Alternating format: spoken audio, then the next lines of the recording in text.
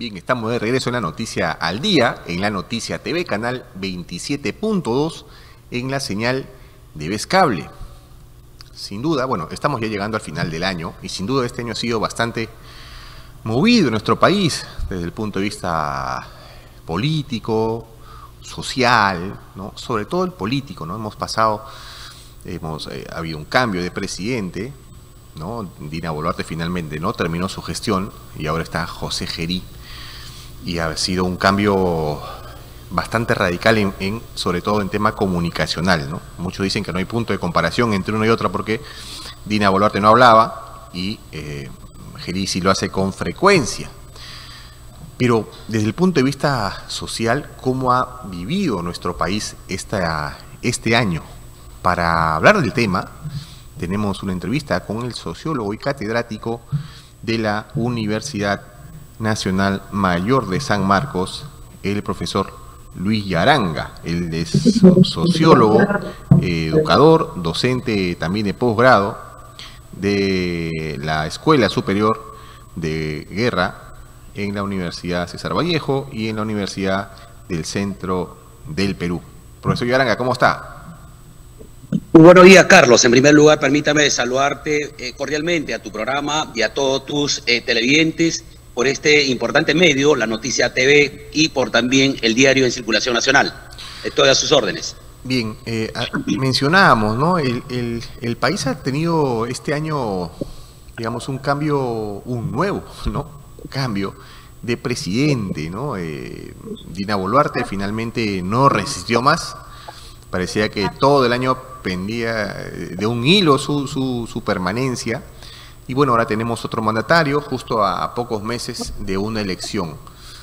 Profesor, desde el punto de vista sociológico, ¿cómo podemos evaluar este año que ha pasado, ¿no? Una persona de a pie se encuentra con cambios constantes desde el punto de vista político. ¿Cuál es su análisis respecto a este año? Bueno, si bien es cierto, el país estuvo marcado por tres cosas fundamentales. El tema de la inseguridad ciudadana que viene desencadenando no solamente la ola de criminalidad, no solamente en la capital del Perú, sino también en las regiones, como en La Libertad, que acaba de pasar con la muerte de esta regidora y a mansalva en una chocolatada navideña. Esto es el detonante, lo que viene pasando en lo que respecta al país. Recuerden también, sumado a ese tema de la ola delincuencial, está también de lado el aspecto de la corrupción que se viene instalando no solamente en un aparato del poder del Estado, sino este está conexo en todos los poderes del Estado, como el legislativo, el ejecutivo y el judicial, y sumado también algunas otras instituciones tutelares autónomas, como por ejemplo la Defensoría del Pueblo, que no se ve visible su trabajo en lo que respecta a la defensa de los derechos supremos del ciudadano de a pie. En consecuencia, los ciudadanos de a pie lo que están observando en estos momentos es que no hay un gobierno que pueda aflorar las distintas necesidades de la población. Tenemos un gobierno transitorio de José Gerí, si bien es cierto, le da unas buenas poses, sale muy bien en cámara, sale a hablar, pero las estadísticas no han cambiado de nada. Las cosas están similares. La ampliación del estado de emergencia por un periplo más, no va a solucionar los problemas. Necesitamos cambiar los problemas de fondo, desde el cambio estructural de la política de gobierno. Miren cómo es que el señor presidente, al parecer, tiene por ahí, obviamente, la estabilidad de su gobierno, porque está en contubernio con los grupos de poder que están en el Congreso de la República. Razón no falta que el fujimorismo está ahí, Alianza para el Progreso, algún sector de Perú Libre, y entre otros. Ellos son los que le están dando el respaldo, así tal como ha sucedido con Dina Boluarte y en este caso con José Gerí. La diferencia es que entre lo uno y lo otro es que Dina Boluarte se creía la tan poderosa, omnipresente en el aparato más alto del poder del Estado. En cambio, José Gerí tiene más sintonía con la población, pero eso no ha ido mejorando en las estadísticas de a pie, como el caso de la delincuencia, como el caso de la corrupción, como en el caso, por ejemplo, de los conflictos sociales. Recuerden, hace poco han estado bloqueando los mineros, las carreteras, por este caso del Reinfo, sí, los otros sectores sociales y entre otras. Claro. Ahora, profesor, si bien mencionaba usted el tema de la inseguridad ciudadana.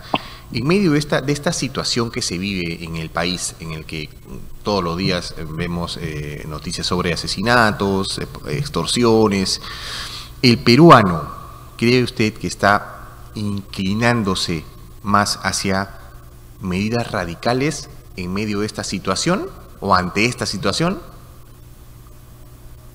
Es que por eso que vuelvo a incidir, creo que en varios medios que tengo las entrevistas, mencionan que si la salida de las Fuerzas Armadas solucionaría el problema de la inseguridad ciudadana, definitivamente que no. Las Fuerzas Armadas tienen una función específica de la defensa nacional, es decir, la defensa externa, más no la defensa interna. Lo que está pasando es que tenemos una Policía Nacional todavía endeble, una Policía Nacional que ha perdido la institucionalidad del caso, porque si ustedes dan cuenta, en estos momentos de fiesta navideña, dicen que la mejor fiesta navideña lo vive la Policía Nacional del Perú. Pero no porque la propia institución es así, sino que hay algunos malos elementos que han llevado como por ejemplo este efectivo policial que se pone a pelear con los transportistas por no querer pagar su pasaje y también no pagar el pasaje del esposo. O sea, esa es una situación bravucón que podría desencadenarse en conflictos sociales y que ha evolucionado y ha eclosionado todas las redes sociales. Es por eso que hay un repudio total por estas instituciones. Entonces tenemos una Policía Nacional, antes que nos defiende algunos intereses. Entonces ahí va la percepción del hombre de a pie. Entonces la participación de las Fuerzas Armadas, si bien es cierto, es importante, pero no va en todo caso conducir a la solución del problema de fondo. Estos 30 días más que se está ampliando la medida de emergencia no va a solucionar los problemas de fondo, a pesar de que las Fuerzas Armadas están en la calle.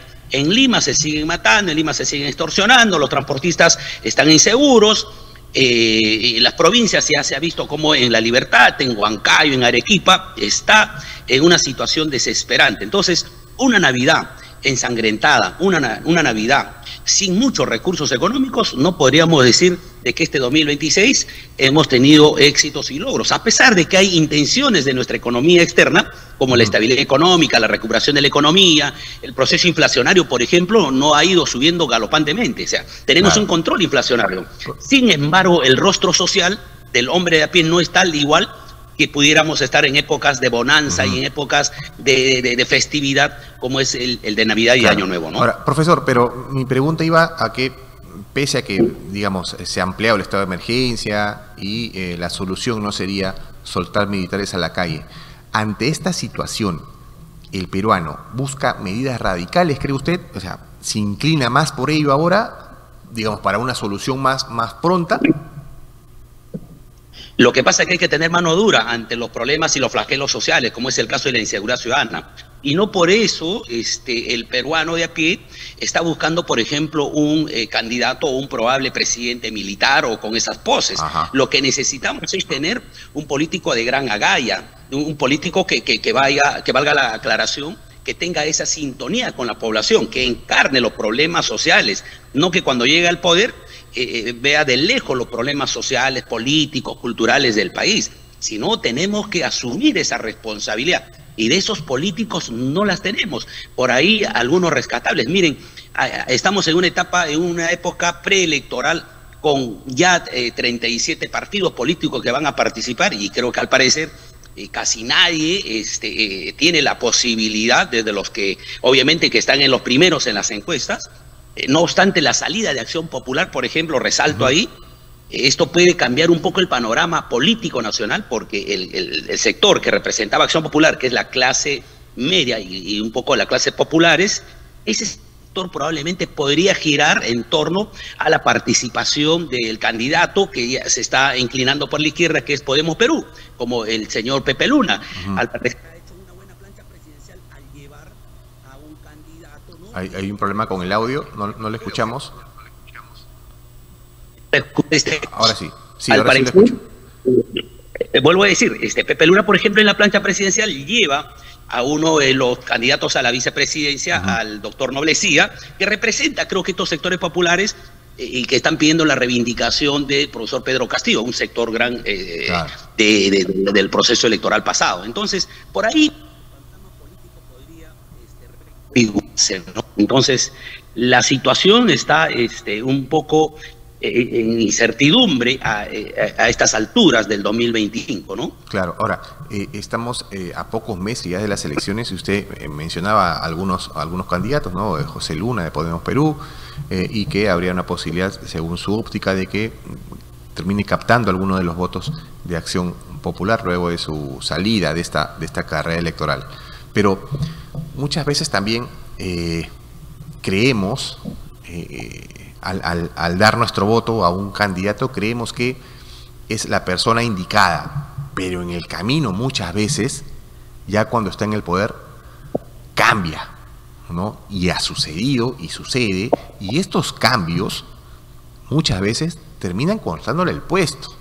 Nada nos garantiza de que un próximo presidente no termine su gestión si es que no tiene una bancada sólida que lo sostenga, que evite una vacancia.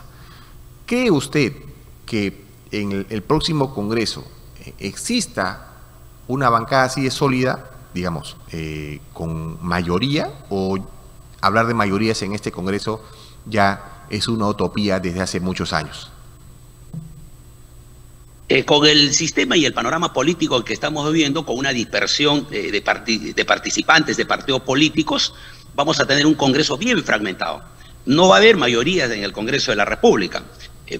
Aproximo más o menos que entre 12 a 15 partidos políticos van a tener representación en el Congreso de la República.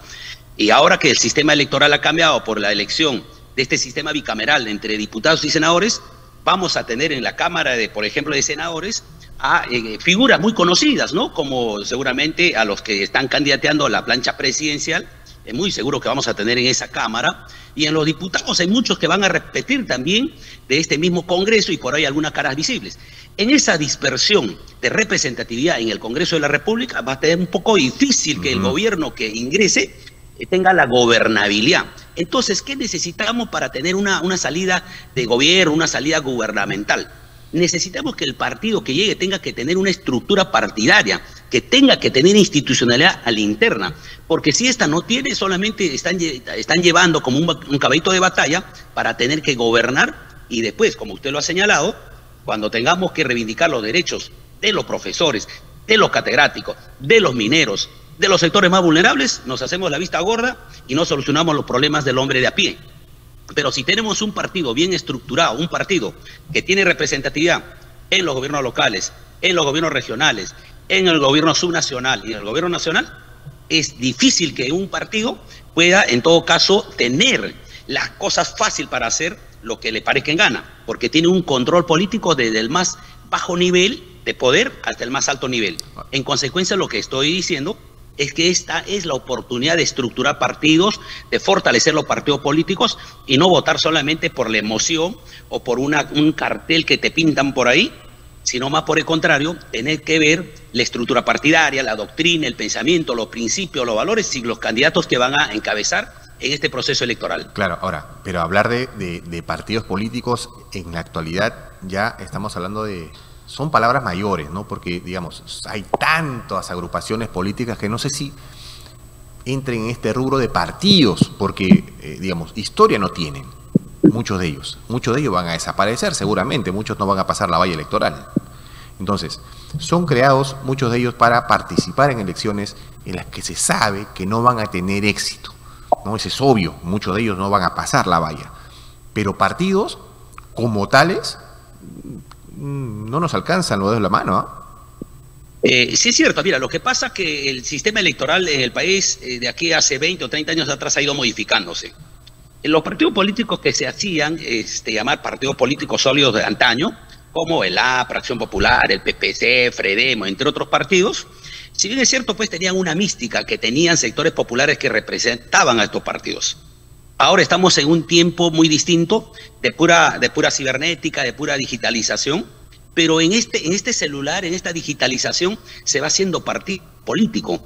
Y razón no falta para mencionar cómo la generación Z, por ejemplo, ha salido a las calles a pedir un petitorio de que, por ejemplo, no puedan ser incluidos para que puedan aportar en este tema de las AFP, porque muchos de los jóvenes no tienen ni siquiera un trabajo. Los jóvenes, por ejemplo, pedían mayor seguridad y sobre todo participación de la Policía Nacional en los sectores estratégicos de la economía del país.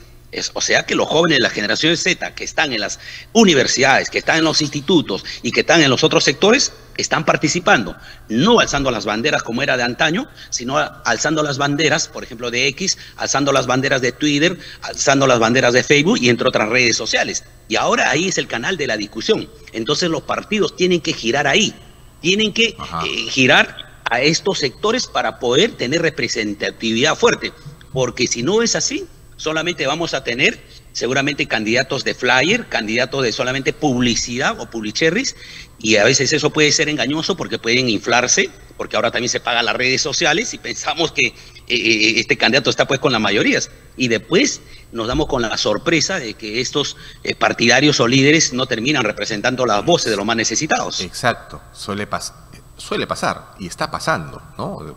Nos ha pasado constantemente en este país. Ahora, siempre cuando hay elecciones se habla de la posibilidad que aparezca un outsider, ¿no? ¿Ve por ahí esta posibilidad en estos comicios o digamos que las cartas ya están echadas en la mesa con los candidatos que podrían llegar? Mire, estamos en una etapa preelectoral en la que las elecciones se han ido calentando después del ingreso de Yeri. Lo que pasa es que Yeri ha ganado un protagonismo fuerte por el tema de las redes, por el tema de la mediatización en los canales de televisión y todos los medios, y creo que el presidente es muy conocido por el tema del bailarín. Sin embargo, ya los partidos estaban en una etapa preelectoral, ya estaban calentando motores en las internas. Por eso que hace poco se dio las elecciones internas y el cual un partido tan representativo como Acción Popular salió de este proceso electoral por los procesos fraudulentos que ya se ha visto. Sí. Entonces, en consecuencia, yo pienso de que a estas alturas que surja un outsider, me parece no. Porque al parecer por ahí estuvo teniendo inclinación por este candidato Spa, por este candidato, creo que el doctor Macé, entre otros candidatos de la línea de la encuesta de los 10 primeros para abajo. De ahí no se encuentra otra cara visible. Ahora, de los primeros 10, al que más visible se le ve, más activo se le ve, por ejemplo, es a vuelvo a decir, a este candidato que además es congresista de la República, Pepe Luna. Lo veo invirtiendo en todos los sectores sociales y por ahí ya no sería el outsider. Él creo que es padre de la patria por muchos años. Él ya no entra en esa categoría, pues, ¿no? Claro, no hay outsider. O sea, Keiko Fujimori no sería outsider, Rafael López no sería outsider, Pepe Luna no sería outsider. O sea, el próximo presidente, desde mi perspectiva, va a salir entre los 10 primeros. Y creo que ya conocemos esas caras visibles.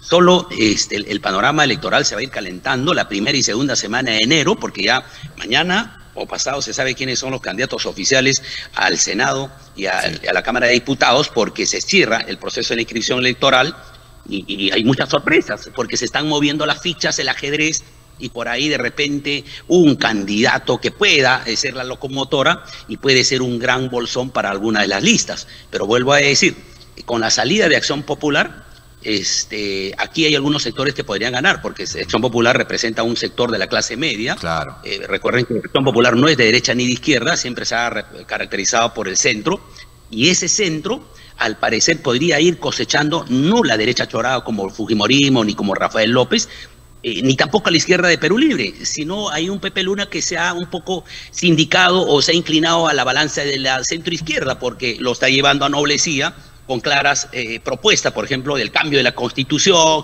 el tema, por ejemplo, del indulto al presidente Pedro Castillo. Entonces, por ahí va a ir modificándose el panorama electoral. Ahora, si no hay un outsider a la vista y el candidato, el ganador podría salir entre los 10 primeros, estamos hablando que en una primera vuelta, para una segunda vuelta pasarían 2 candidatos que no superarían, ¿cree usted, el 15%? Probablemente. Recuerden, en las últimas elecciones, entre Pedro Castillo y Keiko Fujimori no pasaron el 20%. Sí. Sin embargo, uno de ellos ha sido ganador con esa aprobación o con representatividad. Ahora va a ser algo similar e inclusive menos.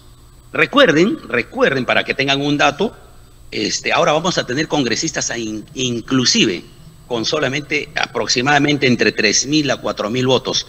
Así que algún conocido por aquí o por algún medio se va a convertir en diputado, en senador, porque esta dispersión de partidos políticos lo que hace es que exactamente ya no hay el voto preferencial, así como que no hay el voto preferencial, el quien va a hacer su campaña, el que va a estar metido en la población, en las organizaciones sociales, van a salir elegidos.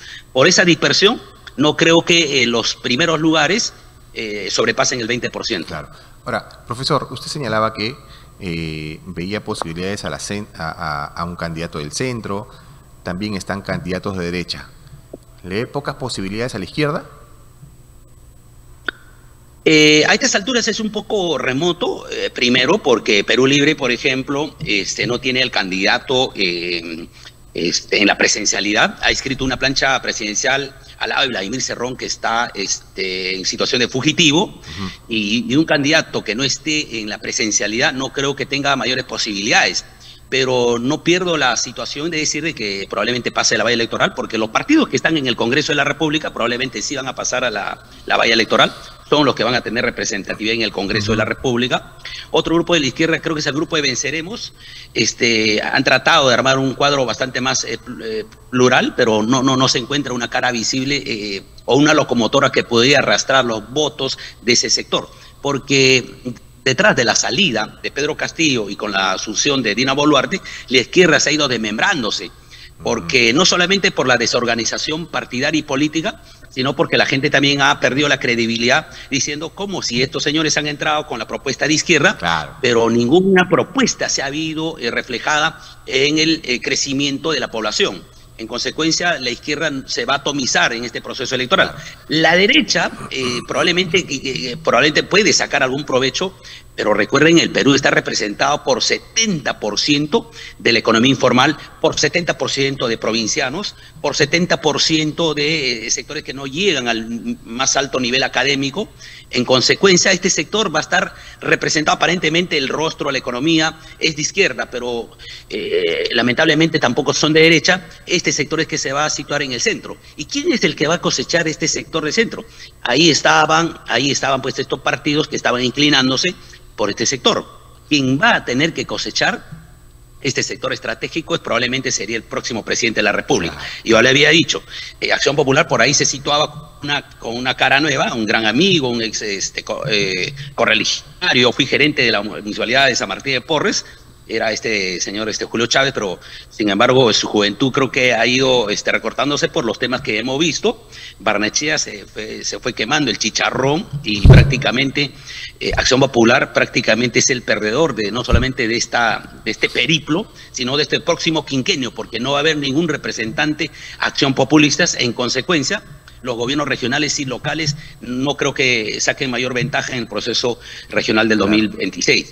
Sin embargo, como les vuelvo a decir, pero quien capitalice esos votos podría tener ventajas. Ahora, profesor, lo cierto también es que en la región empieza ya una corriente, ¿no?, de pasar. Algún internacionalista nos mencionaba la vez pasada que siempre es como un péndulo, ¿no? Pasamos de derecha a izquierda, algunos gobiernos, pero bueno, en Chile ya se eligió un candidato de derecha, ¿no? Kast. En Bolivia es Arce, ¿no?, es de derecha. En Ecuador, Noboa es de derecha. Bueno, hay todavía en Petro en Colombia es izquierda. Bueno, ni qué hablar de Venezuela, pero esta corriente de derecha que ha venido en algunas zonas o países de la región, ¿podría también tener alguna influencia en los comicios de 2026? Bueno, definitivamente en el panorama electoral del país no creo que tenga efecto, porque tengo que decirle que en el en la pasada década, cuando Chávez estuvo de presidente en Venezuela y gran afluencia de la izquierda estuvo en Venezuela, en Chile, en Ecuador mismo, y Perú no terminó eligiendo a uno de izquierda. No es una regla, perdió, ¿no? por ejemplo, perdió Ollantumala y terminaron eligiendo a Alan García. Entonces esa situación es muy compleja para decir el efecto internacional latinoamericano pudiera tener el efecto político en el país. Es muy complejo porque la realidad y la estructura social en el país es muy diversa y además es muy volátil. En el Perú los partidos políticos no tienen una consolidación partidaria. Por eso que si algún candidato mañana salga a decir voy a asesinar a los delincuentes y criminales, probablemente se podría tener una sintonía con la población. Pero recuerden que esas propuestas son insolubles, no son propuestas adaptables y no son propuestas reales, porque son propuestas eminentemente populistas, porque llegada la hora eso no se va a cumplir. Claro. Entonces, ahí hay que tener muchísimo claro, porque en el tema del debate político y en la carrera política, vamos a ver quiénes van a enfrentar, no solamente con la solidez y la preparación del caso, sino también con la estrategia política. Claro. Ahora, profesor, para terminar, usted mencionaba que, bueno, que seguramente se van a escuchar propuestas radicales, ¿no? Sobre todo en temas de seguridad. Y también nos indicaba que el elector tendría que ver también la estructura del partido político al que pertenece el candidato al que uno le va a dar el voto, ¿no? Eso debería hacerse, pero el elector peruano tiene esa costumbre de documentarse, de averiguar un poco en qué situación se encuentra el partido, conocer los antecedentes de los candidatos. ¿Tenemos costumbre de eso o nos llevamos el chasco ya cuando ya están ocupando el cargo? Lo que pasa es que no solamente es por costumbre, sino por preparación. La población peruana no tiene una cultura educativa, no tiene una cultura electoral, propio por la dinámica del nivel académico y de preparación de las mayorías del pueblo peruano. Las mayorías no son preparados. En consecuencia, esa mayoría es la que termina eligiendo a los gobernantes, a los representantes en el Congreso de la República y en los otros gobiernos.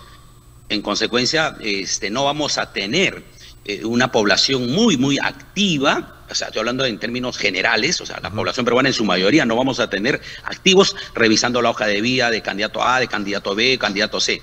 Pero sí probablemente ese poblador a pie tiene las redes sociales y que por ahí una bonita plataforma o un app o un aplicativo bastante hermoso y dinámico que lance un candidato puede ser cautivo para un voto.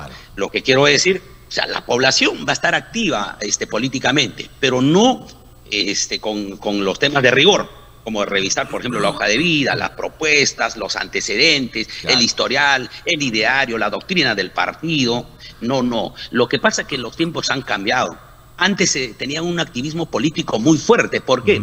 Porque solamente había pocos partidos políticos. En función a esos pocos partidos, se podría decir, oye, tal partido es de tal tendencia, tal partido es de tal tendencia ideológica, entonces yo voy a ir con esta ideología porque me representa mi raíz, me representa mi trabajo, me representa mis condiciones. Pero ahora no, ahora son casi de 38 partidos políticos, no sabemos los 38 por qué corriente, qué color, cuál es el pensamiento, la idea. Entonces, aquí van a sacar ventaja los más conocidos, los símbolos más conocidos. Por eso que los partidos que están en el Congreso de la República van a volver a tener representatividad en el Parlamento. Por eso vuelvo a decir, vamos a tener un Parlamento muy disperso y de entre esa dispersión está el próximo presidente de la República. Claro, parten con una ligera ventaja. Profesor, es un gusto conversar con usted. Bueno, esperamos tenerlo en una próxima oportunidad.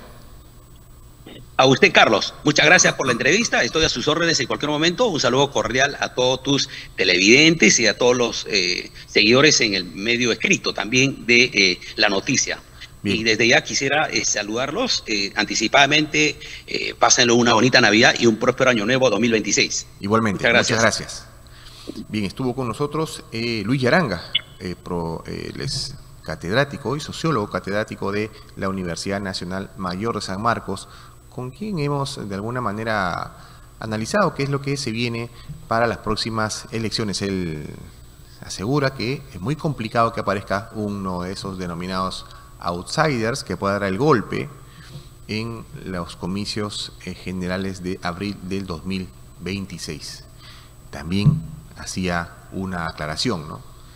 Muy difícil, tenemos esta cultura de documentarnos al momento de votar. Básico, tenemos todavía varios meses para averiguar un poquito de la hoja de vida de cada uno de los candidatos y saber elegir.